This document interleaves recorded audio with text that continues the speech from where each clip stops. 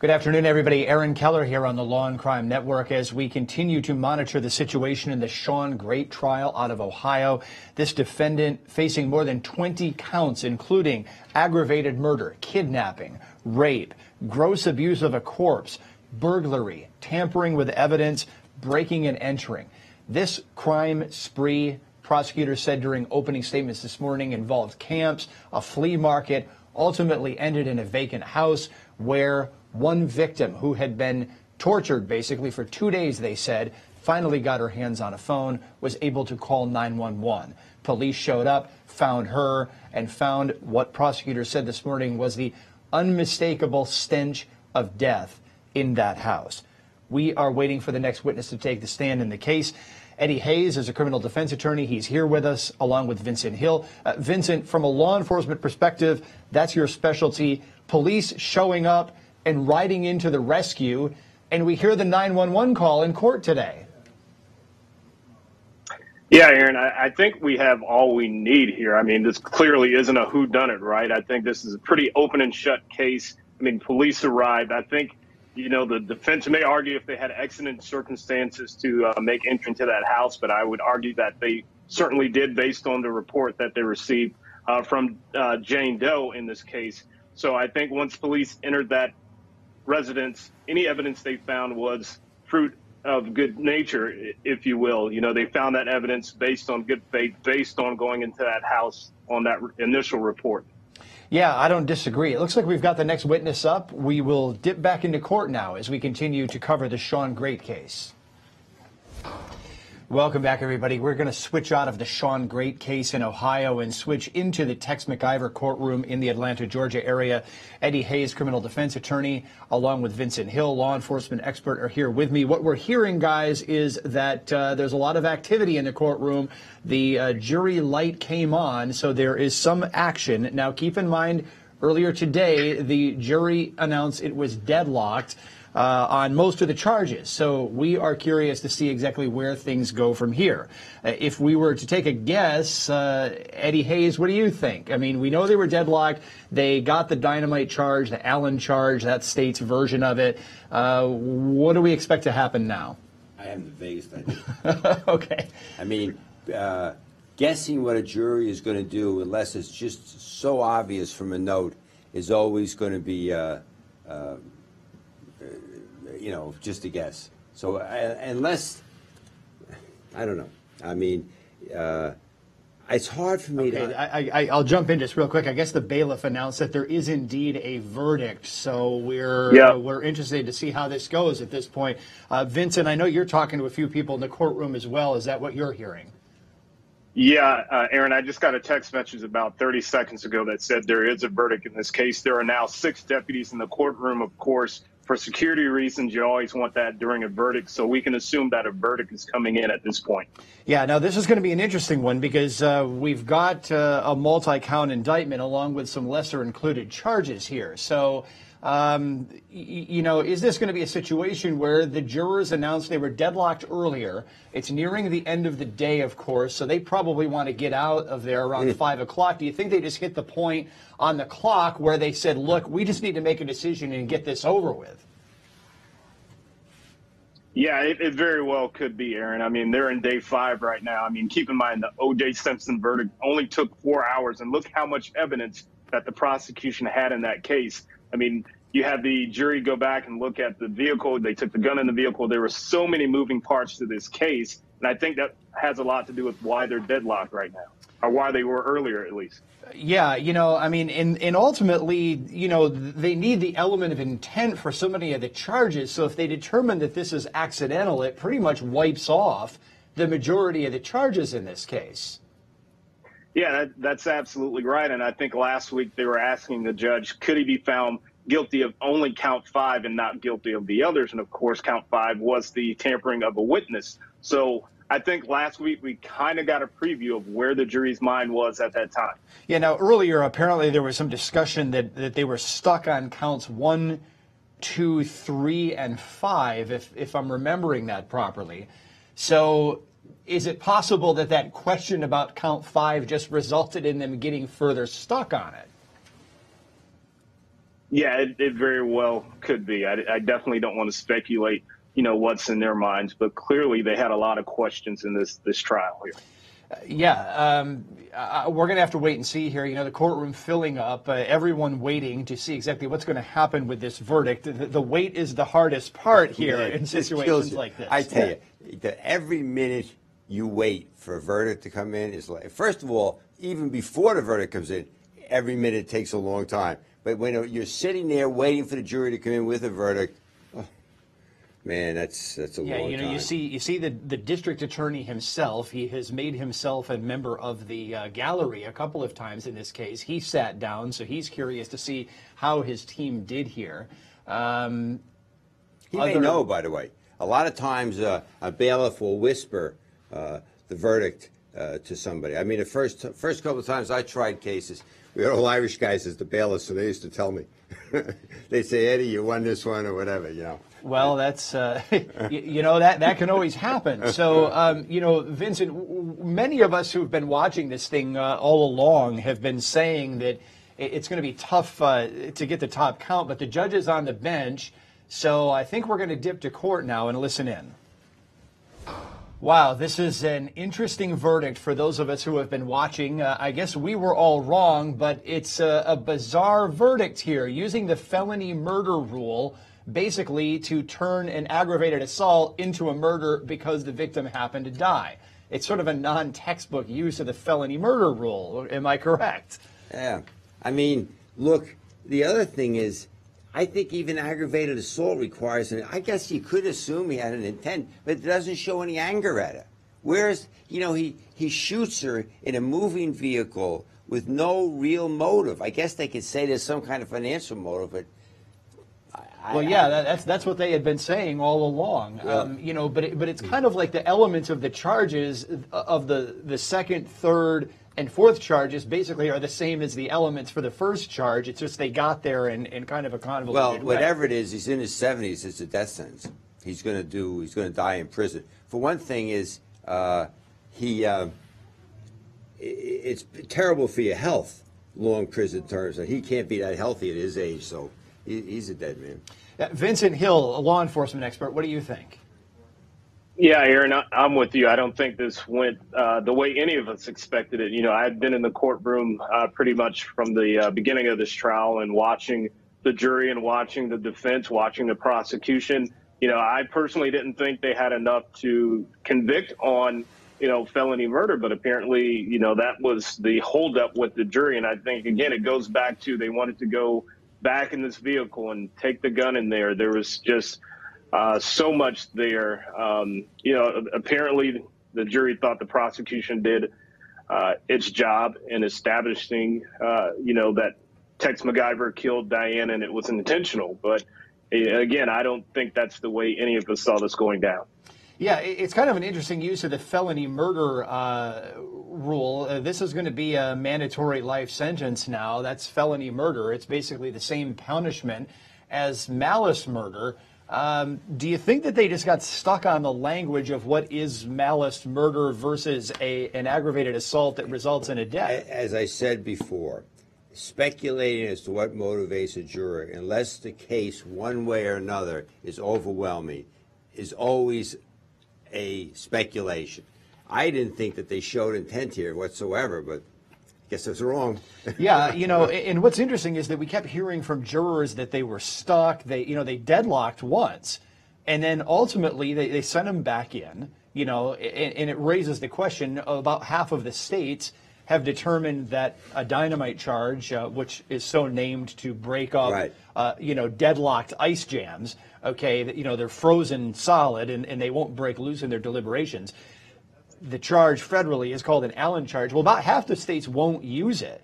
So we went earlier from jurors being stuck on almost everything to basically giving the guy the top sentence in the land. Got me. I mean, it's a life sentence. What would motivate this guy to want to shoot his wife? Who cares? So he owes her a couple of dollars. Who cares? There's no girlfriend. There's no strange kind of sexual perversion where he wants to get Well, rid you know, and we had those weird insinuations through the course of the trial that you know, there was something weird going on with the masseuse. Well, she got up on a stand and completely denied it. Did the jury not buy her denial? You kill people usually for sex or money, all right? We had no sex, and they're married, so the money thing is nothing.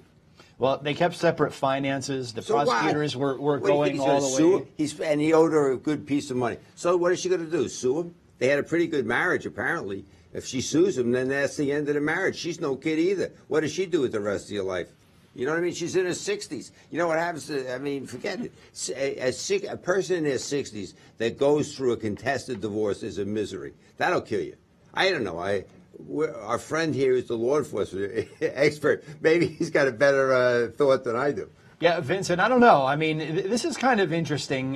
You know, look, going back to what is felony murder? Well, felony murder is usually a rule that is applied when there's a crime that's a felony, which results sort of, I don't want to say by accident, but it somehow results in someone's death. The textbook example of it that they teach in all the law school classes and the bar exam classes and whatnot is that, let's say you plan a bank robbery, and then somebody gets shot and killed in the commission of the bank robbery. Well, the bank robbery is the felony. The death of the person becomes felony murder because there's sort of a separate felony over here, which results in a death over here. That's sort of the textbook felony murder rule. This is kind of an interesting use of it, don't you think? That they said an aggravated assault on this particular person becomes felony murder just because they happened to die. Usually it's kind of like a completely separate thing. It doesn't shock me. I mean, in terms of the law of it, if you assume that he wanted to hurt her and he shot her and she died, well, that's I guess felony murder under the Georgia law, but but if you're making the case out that if he shot her, why would he shoot her to not kill her if he was after the money? That's what's bizarre. Yeah. So what they found is felony murder based on so this jury apparently legally, strictly speaking, believed that he wanted to assault her but not necessarily kill her for her money. Yeah, you're right, though. I mean, that just doesn't connect the dots logically. It doesn't connect. I mean, absolutely. Okay. You know what I mean? So what we have is a compromise verdict, something like that. They got, I don't know. I don't know. You're looking for an intelligent comment from me. You're not kidding. Yeah. Let's ask the other fellow. There were so many things. I mean, even the possession of a firearm during the commission of a felony. Well, my question has always been, what felony are we talking about? Tex wasn't out carjacking. He wasn't out robbing a bank, to your point. So what felony was he in possession of this weapon that he was committing? I mean, his story's always been the same. The gun went off accidentally. And even at that point, it's ag assault. But what felony was he in the commission of while he was carrying this weapon? It's not against the law in Georgia to carry a weapon in your vehicle. I carry one all the time. So what felony occurred here? Yeah, the aggravated assault. You raised a good point, though. What's the point of shooting her to get out of it dead unless you kill her? I mean, one thing that had to be a factor was that he asked for the gun. And he asked for the gun when it doesn't see any obvious need for it. But, look, sometimes you have verdicts when you don't understand. Yeah, so if you're just joining us, folks, verdict came down just a few minutes ago in the Tex McIver case, not guilty of the top charge, malice murder, but guilty across the board on everything else. So ultimately, the defendant will go to prison for life. That's the mandatory sentence for felony murder. We're sitting here deconstructing exactly how the jury got there, at least logically, and we're trying to make sense of it because every single one of the charges, other than the influencing a witness charge, the last charge, which was a pretty easy guilty, I think, all of the rest of them just come out of the same exact factual. I'm 70 years old. I went 15 years without losing a jury trial. And then I lost a couple. Every jury trial I ever lost, I could see a clear reason for it. I lost one civil trial that I totally did not understand how the case was ruled against my client. I don't see how they did this in this situation. I don't follow it. I mean, what do you want me to do? I came here a couple of times, I read about it, and I just don't see it. Well, look, we were sitting here, most of us were saying, okay, maybe this is a negligence situation, maybe it's criminal negligence, maybe one of the lesser included charges would stick, because all of the top charges basically require that you get to some intent for the gun going off, and it's like, well, what other intent would he have to shoot her other than because he wanted her dead for the money, which is what the prosecution was alleging. And if that's the case, if the jury bought that, then why the not guilty on the top charge? That it doesn't make a lot of logical sense legally, at least the way I see it. Well, listen, when you first made that remark, it strike me as very intelligent. And I just still can't get it through my head. Who cares that he owed her money? What is he going to do, stiff her? She's going to sue him for the money? You know, I mean, I just don't see it. I mean, he's suing for the money. There's no indication she wanted a divorce. They had no kids, so there was no issue about one person wanted the money to go to one kid, the other person wanted to go to the other kid. I just don't follow it. You know, but look, juries sometimes surprise you. This one surprised me. Okay. Yeah, not guilty of the top charge, but guilty of every other charge in the Tex McIver case. Vincent Hill, was there one thing in this case that stuck out to you, law enforcement expert, that you think must have really grabbed the jury here? Or do you think the length of the deliberations suggests that maybe they each had their own little reason that they latched onto and then ultimately came to this? Aaron, I'm still at a loss for words. I mean, last week, they were basically asking, could Tex be found not guilty of charges 1 through 4 and only 5? Just 3 hours ago, it was a deadlock jury. And earlier this morning, they said, hey, we can't come to a crossroad. And now all of a sudden, you're guilty of all but one charge, the number 1 charge. So I really don't know what happened here. You know, was it a case of, sometimes jurors feel pressure to come to a verdict, especially when you do an Allen charge, especially when the judge is telling you no, go back and deliberate. So maybe they felt pressure to come to a verdict in this case, and unfortunately it was a rush verdict. That's just my opinion. And, now Tex has to spend the rest of his life in prison. Vincent, let me ask you a question. Usually there's a post-trial motion to set aside the verdict. I don't know anything about this judge or what his rulings have been like in the past. Do you think there's any chance that a motion like that would be successful? I don't know.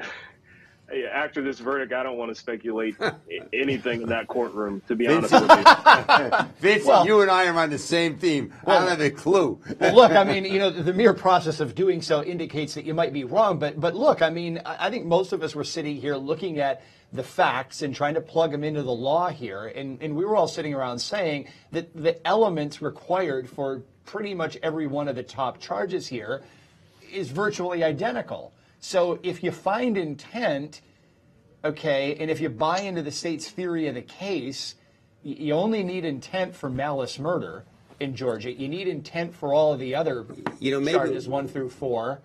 Maybe we're missing something. In some locations, if you act sufficiently recklessly, that would constitute aggravated assault. I'd almost like to look at the law in Georgia, because the jury may say, this guy was so reckless and so negligent that it is a substitute for intent. Do we have... I was trying to get into the weeds with some of that a little bit earlier, and you might be onto something, because I remember seeing... doing some research about that's not dissimilar. I'm going to have to pull it up now that we're switching gears so much here. But in case you're just joining us, Tex McIver, we're going to look back at the verdict which came down just moments ago. Oh, I got to see this again. That was the verdict just moments ago in the Tex McIver courtroom in Atlanta, Georgia. The case of an attorney who's accused and now convicted of all but one charge in the death of his CEO wife, Diane McIver. Prosecutors said all along it was a financial motive, that Tex McIver wanted his wife dead because basically he owed her money, and that he wanted to keep control over a ranch that the couple owned together. They married later in life. They kept separate finances. Diane McIver was a very shrewd businesswoman, And apparently she held her husband's nose to the grindstone as far as making payments on a loan that he had taken out from her.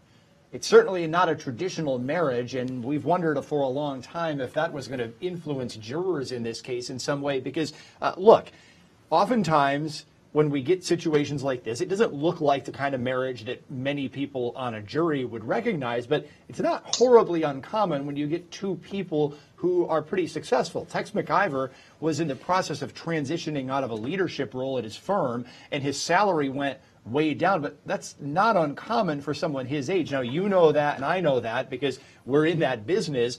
Did jurors look at that, perhaps, and think, oh, he's making way less money. This is somehow tying into motive. I made a mistake as a lawyer. I should have thought about looking up aggravated assault, because if aggravated assault in Georgia could be sort of an extreme kind of reckless, then you may have an aggravated assault which turns into a felony murder. You know what? It's easy to find out. Google aggravated assault in Georgia and read it for yourself. If they're one of the components for aggravated assault is extreme recklessness, then they're there. Although, this is one of those things where you say to yourself, okay, Vincent, you got a gun and you apparently carry it all the time. It's hard for me to understand locations where every person and anybody virtually can carry a pistol. But all right, aggravated assault. One of the definitions in Georgia is this. Okay, and I'm pulling up some of my earlier research. A person without legal justification discharges a firearm from within a motor vehicle toward a person or person. But okay, that sounds a lot like what Tex McIver did, but again, it's an intent crime. You have to find that he intended to do it. So without legal justification, that would be without self-defense. Right. Okay. Somebody comes up to your car and points a gun at you and you shoot him back. That would be legal usually jurors have some kind of equitable, which is what's right and what's wrong. Here, if they strictly follow the law, he fired a gun in a vehicle and hit somebody. Vincent, I want to know what Vincent thinks. He's like me. He can't understand what went on. Vincent, come back here. Yeah, again, I'm flabbergasted by this, but, it goes back to something I said last week. Tex had opportunity after opportunity to commit this crime in other places if that was his intent. I personally, and I'm sure like many people, would not shoot someone with the intent to kill them in front of a witness, that witness being my wife's best friend.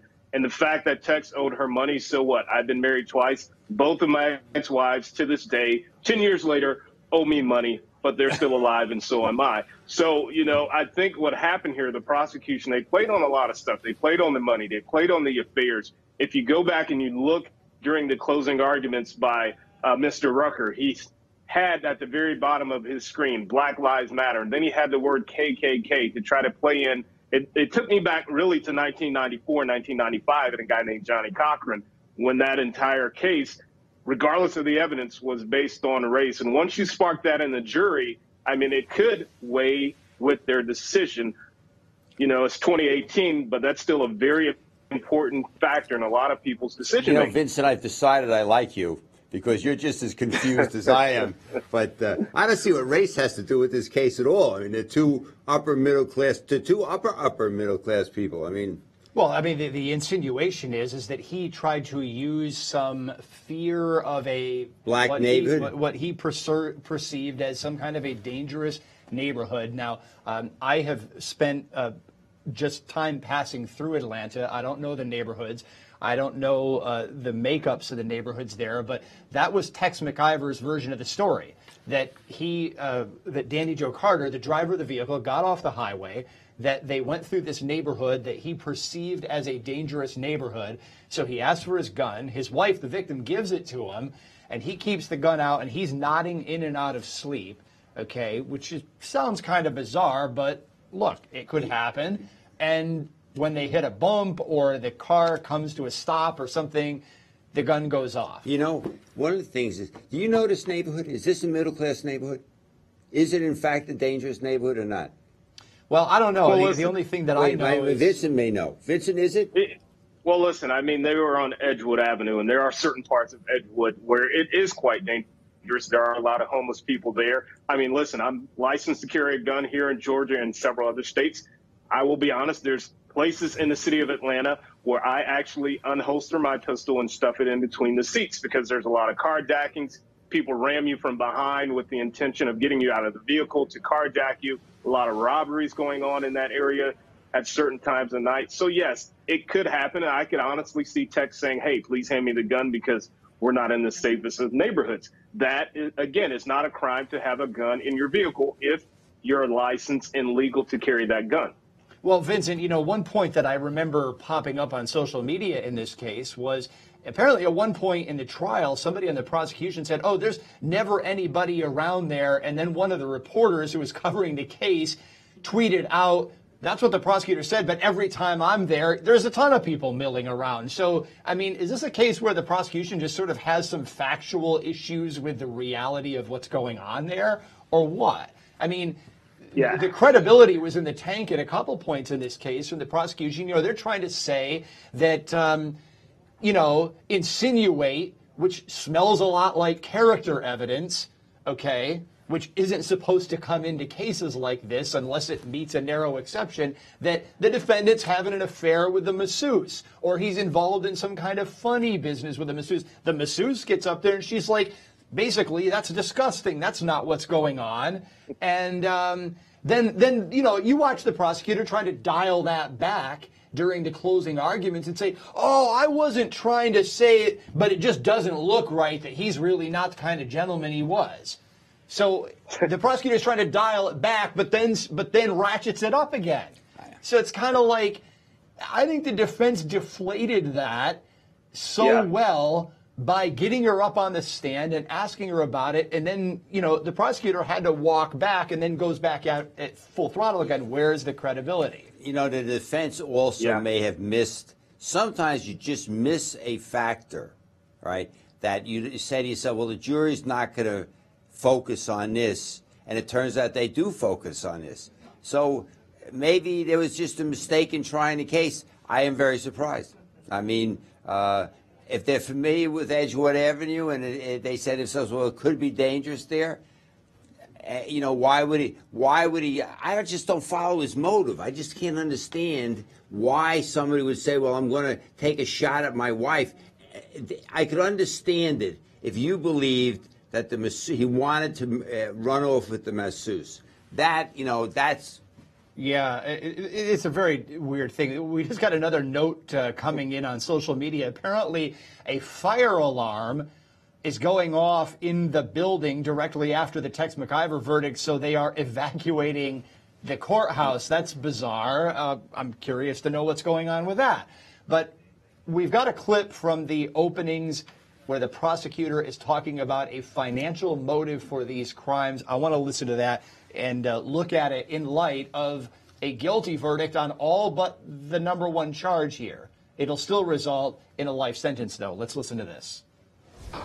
Some of the opening statements there from prosecutors, the one moment that sticks out to me is when she stretches her arm out and indicates that the gun was aimed, and then when the state's expert got up on the stand to talk about trajectory, the defense showed a picture of the prosecutor from the openings and said, is this how the gun was aimed? And the expert said, no, there's no way it could have been aimed like that. Vincent, apparently these credibility issues don't faze jurors in Atlanta, Georgia. Yeah, apparently not.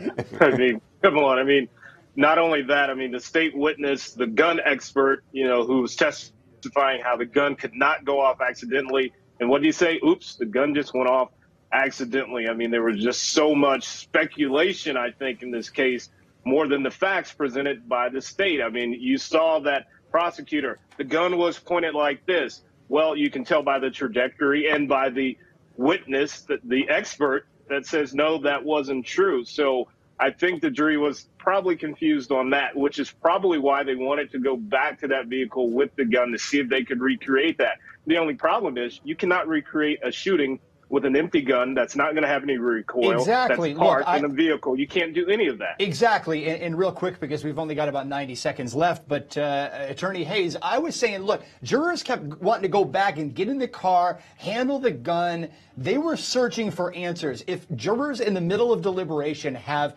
questions like that, isn't that proof that the state didn't prove its case beyond a reasonable doubt? If jurors feel like they need to resort to experiments of their own. You know, if you're a commentator, you're always supposed to give an explanation. I got no explanation. That's it. I'm through as a commentator on this channel. Well, we are so glad that you have had a successful legal career, because if we need to mail it in now, look, I'm sitting here getting text messages from so many of the other guests saying, look, we can't make a lot of sense of this. I'm very curious to see if members of the jury will indeed speak out and indicate what's going on. This will be very interesting if indeed they do. A lot of times, you know, judges say, well, you don't have to, but oftentimes what judges leave out is that you can. Once your deliberations are up as a juror, you can talk about the case with whoever you want. You don't have to, but you certainly can. Well, Attorney Eddie Hayes, criminal defense attorney, Vincent Hill, law enforcement expert, thanks a lot for joining us here on Law and Crime. We're going to wrap up for the day. Again, our coverage of that really disturbing Ohio case will pick up in the morning. We are live from at least 9 a.m. till at least 5 p.m. Vincent, nice to meet you, buddy. Thanks a lot, folks. We'll see you back here tomorrow morning.